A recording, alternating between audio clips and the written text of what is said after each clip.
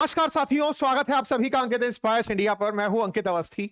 पिछले कुछ दिनों में आप भारत का बजट पेश हुआ, भारत यूएस की डील साइन हुई, इन सब में व्यस्त थे। इस बीच में पाकिस्तान बेबस होता जा रहा था, उसकी खबर आप तक पहुंचाने में थोड़ी देरी हो गई। लेकिन आज खबर लेकर आने का रीजन है क्योंकि पाकिस्तान के रक्षा मंत्री ख्वाजा आसिफ का एक बयान इस समय मीडिया में वायरल है और वो संसद में बयान देते हुए पाए गए हैं कि हम लोग फिजिकली हैंडीकैप हो गए हैं, यानी कि दिव्यांग बन गए हैं ये शारीरिक रूप से। कारण ये है कि ये बलूचिस्तान लिबरेशन आर्मी के सामने कुछ कर नहीं पा रहे हैं। इनका ये बयान इस समय देश की सुर्खी है। ऐसा क्या हुआ? असल मायने में आज से 3 दिन पहले, लगभग 31 जनवरी की शाम की बात है, बलूचिस्तान की लिबरेशन आर्मी ने, उनके लड़ाकों ने पाकिस्तान में कई ठिकानों पर एक साथ सिलसिलेवार हमले किए, जिसके चलते चाइना ने खुद सिक्योरिटी डिमांड कर ली। चाइना सिक्योरिटी क्या डिमांड कर रहा है? क्योंकि चाइना का बलूचिस्तान के अंदर काफी बड़ा investment China Pakistan economic corridor के नाम पर लगा हुआ है। हालात ये हुई कि जो तस्वीरें हैं वो बयान करती हैं कि हमला बहुत भीषण था। चाइनीज लोग डर गए कि भाई सुनो, हम यहां पर काम नहीं कर पाएंगे। अगर पाकिस्तान हमें सुरक्षा गारंटी नहीं दे पाएगा तो हम अपने लोगों को यहां से निकाल कर ले जाएंगे। तस्वीरें चीख चीख कर बता रही हैं कि बहुत ही जबरदस्त कोई आतंकी हमला हुआ था। कहां पर हुआ था? बलूचिस्तान में। बलूचिस्तान पाकिस्तान का लगभग 40% क्षेत्रफल कवर करता है। पाकिस्तान का सबसे बड़ा क्षेत्रफल के हिसाब से राज्य है। ईरान अफगानिस्तान से बॉर्डर साझा करता है और इसी बलूचिस्तान में सबसे ज्यादा मिनरल्स पाए जाते हैं। ये वही बलूचिस्तान है जिसके अंदर ही ग्वादार पोर्ट को Pakistan China Pakistan economic corridor के नाम पर बना रहा है। ये वही बलूचिस्तान है जहां पर कनाडा को, अमेरिका को मिनरल्स की माइंस दी गई हैं कि आप यहां से निकाल सकते हैं। ऑयल की खोज भी इसी जगह चल रही है। पाकिस्तान की आबादी यहां पर 12.34 मिलियन रहती है, लगभग 1.25 करोड़ लोग रहते हैं इतने बड़े क्षेत्रफल में। और ऐसे में लगभग इतना बड़ा क्षेत्रफल, 1,34,000 किलोमीटर स्क्वायर का क्षेत्रफल जो है, मीटर स्क्वायर माइल स्क्वायर का जो क्षेत्रफल है, इसमें इतनी कम आबादी। अब आप पूछेंगे कि इतने बड़े क्षेत्रफल में 1.25 करोड़ लोग, तो इसका मतलब पॉपुलेशन डेंसिटी बहुत कम है। पॉपुलेशन डेंसिटी बहुत कम है, यही पाकिस्तान की फौज की सबसे बड़ी दिक्कत है। वो समझ ही नहीं पाते किस किस के पीछे कितने लोग खड़ा करें। फिलहाल के लिए इस बलूचिस्तान की लंबे समय से मांग रही है कि वो पाकिस्तान के साथ नहीं रहना चाहता और उसके ना रहने के बहुत सारे वो कारण बताता है कि हमारे पास इतने माइन एंड मिनरल हैं, लेकिन ये लोग हमारे लिए सबसे कम सुविधाएं रखते हैं। जैसे अगर गरीबी की बात की जाए तो 76% यहां पर जो पॉपुलेशन है वो रूरल पॉपुलेशन है। और पावर्टी की अगर हम बात करें तो यहां पर 96% पॉपुलेशन पावर्टी के नीचे चल रही है। ऐसे अगर शिक्षा की बात करें तो एजुकेशन 26% ही है।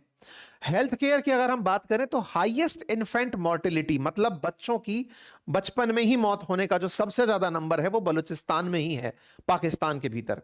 इंफ्रास्ट्रक्चर और कनेक्टिविटी की बात करें तो पाकिस्तान की सबसे कम रोड डेंसिटी यहां पर है। और मार्केट और हेल्थ केयर की तो बात ही मत पूछिए। इतना ही नहीं, यहां पर और रिसोर्सेज की अगर हम बात करें तो प्रोविंस के पास मेजर रिसोर्सेज हैं, नेचुरल गैस के, मिनरल्स के, गोल्ड के, कॉपर के। इन सब के बावजूद पाकिस्तान यहां पर कोई सुविधा विकसित नहीं करता। पाकिस्तान में उपलब्ध कुल नेचुरल गैस 33% यहां है, ऑयल 2% यहां है, कोयला 9% यहां है।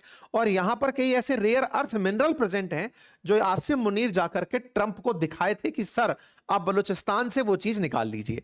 ये लोग जब गए, क्योंकि पाकिस्तान के जब खुद रक्षा मंत्री ये बोल रहे हैं कि हमसे बलूचिस्तान नहीं संभल रहा, बलोच लिबरेशन आर्मी के जो लड़ाके हैं वो पाकिस्तान की सेना को थकाए हुए हैं, ऐसे में इन लोगों ने वहां जाकर अमेरिका की मदद मांग ली। अमेरिका से बीएलए को, बलोच लिबरेशन आर्मी को, इन लोगों ने आतंकी संगठन डिक्लेयर करवा लिया। आतंकी संगठन डिक्लेयर करवा के कहा कि सर अगर आप उनको हैंडल कर गए तो फिर ये मिनरल आपके, आप निकालो मिनरल्स को और हम तो कमीशन खा के जिंदा रह लेंगे। तो ट्रंप को यह ऑफर पसंद आया। उन्होंने कहा ठीक है, चाइना भी काम कर रहा है और हम भी काम करेंगे। हालात सोचिए इस जगह के ऐसे हैं कि इतना मिनरल रिच जगह जिसके ऊपर अमेरिका, चाइना, कनाडा सब नजर बना के बैठे हैं, वहां के हालात में लोग पानी के लिए तरस रहे हैं। परिणाम यह हुआ कि यहां के लोगों ने सरकार के खिलाफ ही बंदूक उठा ली। बलोच लिबरेशन आर्मी नाम से एक संगठन बना लिया जो बलूचिस्तान को सेपरेट करना चाहता है पाकिस्तान से। वो नहीं चाहता कि वो पाकिस्तान के साथ रहे। इन्हीं बलोच लिबरेशन आर्मी के लड़ाकों ने 31 जनवरी की रात 1 फरवरी की सुबह जो सुर्खी बनी वो ये कि लगभग 120 लोगों की जान ले ली। 120 जो लोग मारे गए वो उनमें मुख्यतया पाकिस्तानी सेना, खुफिया एजेंसी या उससे संबंध लोग थे। उन लोगों को मारने के लिए बीएलए के लड़ाकों ने सुसाइड बॉम्बिंग तक का उपयोग किया। 14 शहरों में एक साथ हमला बोल दिया, जिसमें पाकिस्तान के अधिकारी कह रहे हैं कि 50 लोग मारे गए। वहीं बलूचिस्तान का मानना है, बीएलए का मानना है कि उन्होंने लगभग 125 लोगों की जान ली। बदले में पाकिस्तान की सेना अगले दिन उन्हें खात्मा करने के लिए जब उतरी तो उनका कहना है कि उन्होंने 145 बलोच लिबरेशन आर्मी के लड़ाकों को मारा। कुछ इस प्रकार से यहां पर आतंकी हमले हुए। आतंकी हमले पाकिस्तान की नजर में थे और बीएलए की नजर में यह स्वतंत्रता संग्राम था। ऐसे में यहां के बहुत सारे दुकान, शॉपिंग कॉम्प्लेक्सेस, अस्पताल, पुलिस स्टेशन, उन्हें बीएलए के लड़ाकों के द्वारा कंट्रोल में ले लिया गया। जानकारी में कुछ ऐसे सीन भी बाहर निकल कर आए जहां पर महिलाएं आत्मघाती बम पहन करके लड़ने के लिए पहुंची थी और लोगों ने खुद को उड़ा लिया पाकिस्तान की सेना को हटाने के लिए।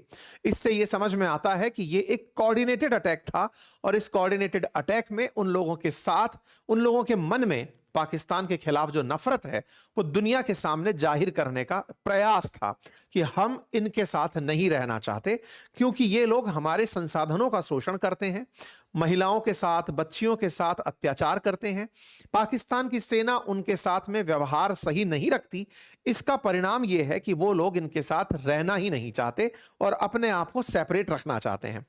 इस जगह के जो मुख्यमंत्री हैं सरफराज बुगती, उनका कहना था कि 145 आतंकियों के शव अब हमारे पास हैं और हमने ये काम कर दिया है। बीएलए का कहना है कि हमने अपनी तरफ से 84 से ज्यादा तो जवान मार दिए हैं और इस काम को चलाने के लिए उन्होंने तस्वीरें जारी करके दिखाई कि हमने कैसे दुकानों पर कंट्रोल किया, कैसे अस्पतालों पर, कैसे पुलिस स्टेशन पर कंट्रोल किया। तमाम मीडिया फुटेजेस बाहर निकलकर आना शुरू हुई। तस्वीरों से पता चलता है कि ये सारे वो क्षेत्र हैं जहां पर हमले हुए थे और हमलों में इस तरह से आत्मघाती सुसाइड बॉम्बर्स, जैसे आसिफा मंगल का नाम निकल कर आ रहा है, इस तरह से ऑपरेशन के अंदर सुसाइड बॉम्बर्स ने पार्टिसिपेट किया था। इस पूरे आतंकी हमले को पाकिस्तान ने अपनी तरफ से कब्जा कर लिया है, यानी कि इसको खत्म कर दिया है, न्यूट्रलाइज कर दिया है, ऐसा पाकिस्तान की सेना का क्लेम है। लेकिन बीएलए का क्लेम है कि वो कामयाब रहे बहुत सी जगह पर कंट्रोल स्थापित करने में। बीएलए ने इस पूरे कार्यक्रम को ऑपरेशन हैरॉफ नाम दिया। ऑपरेशन हैरॉफ ये 2.0 था। इससे पहले इन्होंने 2024 में भी ऑपरेशन हैरॉफ चलाया था, 2026 में फिर से चलाया है। ऑपरेशन हैरॉफ में हैरॉफ शब्द एक काले तूफान को इंगित करता है जो कि जब जाता है तो बहुत कुछ ले जाता है।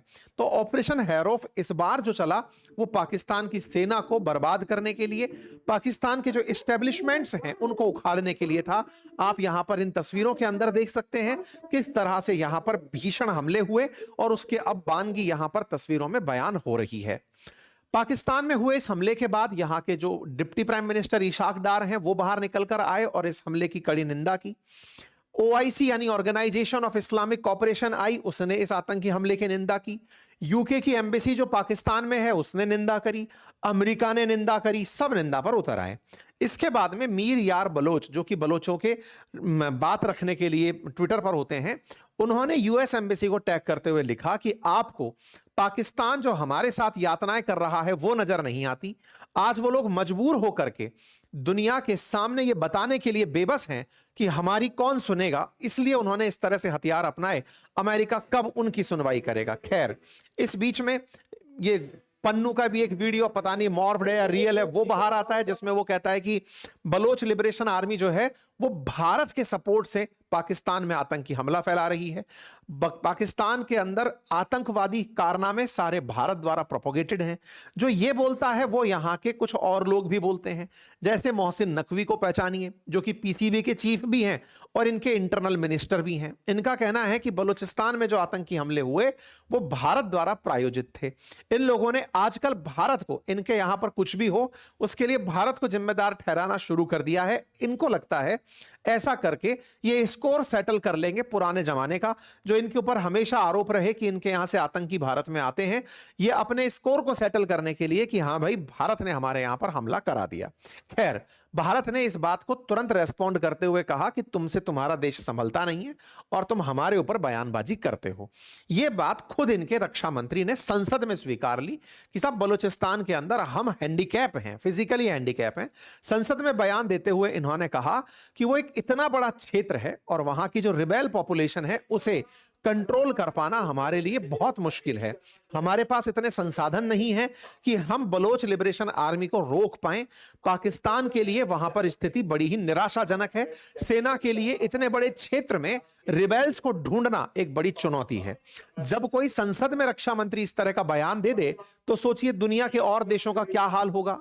किसके बारे में बात कर रहे हैं? बात कर रहे हैं चाइना के बारे में, क्योंकि चाइना पाकिस्तान के भरोसे ही तो चाइना पाकिस्तान इकोनॉमिक कॉरिडोर बना रहा है जो कि मैक्सिमम एरिया बलूचिस्तान से गुजरेगा। तो चाइना ने सबसे पहले अपनी तरफ से इनसे गारंटी मांग ली कि जब संसद में खड़े होकर तुम खुद को फिजिकली हैंडीकैप बता रहे हो तो भाई एक काम करो, पहले हमें गारंटी दो कि चीनी लोगों को कुछ नहीं होगा, और जब तक तुम गारंटी नहीं दोगे हम चीनी लोगों को वहां से बाहर निकाल रहे हैं। आप पूछेंगे चीनी वहां क्या कर रहे हैं? असल में ग्वादार पोर्ट जो बन रहा है उस ग्वादार पोर्ट पर बड़ी मात्रा में चाइनीज लोग काम कर रहे हैं। ऐसे में उन्हें बड़ी चिंता इस बात की है कि कहीं उन चीनियों का अपहरण ना हो जाए और उन्हें ढूंढ ढूंढ कर ना मारना शुरू हो जाए। ऐसे चीनियों को वहां से हटा लिया गया है और हटाकर पाकिस्तान से मांगा गया है कि भैया आप सुरक्षा की गारंटी दे पाओ तब हम अपना काम यहां पर दोबारा से शुरू करें। कुल मिलाकर पाकिस्तान की जो इंटरनल प्रॉब्लम्स हैं उन्हें उसने भारत पर डालकर फिलहाल अपनी जनता की नजर में तो साफ स्वीकार लिया है, लेकिन हां जो बात थी वो सबके सामने निकल कर आई जब रक्षा मंत्री का बयान पूरी दुनिया के सामने आया और खुद चाइना उनके ऊपर ट्रस्ट की स्थिति में बैक कर गया। जो भी है पाकिस्तान के हालात उसे दुनिया भर की बाकी पॉलिटिक्स में फंसने से बेहतर है पहले अपनी स्थितियों को संभाले। बाकी आप लोग इस विषय पर क्या सोचते हैं अपनी राय जरूर दें। एक छोटा सा अपडेट था, हमें लगा आप तक चले क्योंकि पिछले 3 दिन से सुर्खियां थी, हम कवर नहीं कर पाए थे, वो आपके सामने साझा कर दी। फिलहाल के लिए इतना ही, चूंकि बाजार ने अपनी करवट बदल ली है। अगर आप चाहते हैं कि आप भी उस यात्रा में शामिल हो, कैसे यात्रा में शामिल हो सकते हैं से लेकर आप कैसे ट्रेड कर सकते हैं, कैसे मुनाफा कमाते हैं, क्या देखते हैं, क्या होता है, सब चीजें मैंने स्टॉक मार्केट से रिलेटेड पूरी बेसिक लर्निंग अपने एप्लीकेशन बातें बाजार की पर सिखाई है। आप जाकर वहां से चीजें सीख सकते हैं। लिंक कमेंट बॉक्स में उसका एप्लीकेशन का पिन कर दिया गया है। म्यूचुअल फंड्स में अगर आप निवेश करना चाहते हैं तो उसके लिए भी मैंने डिटेल जानकारी वहां दी है, आप सीख सकते हैं। थैंक यू सो मच, अपना ख्याल रखें।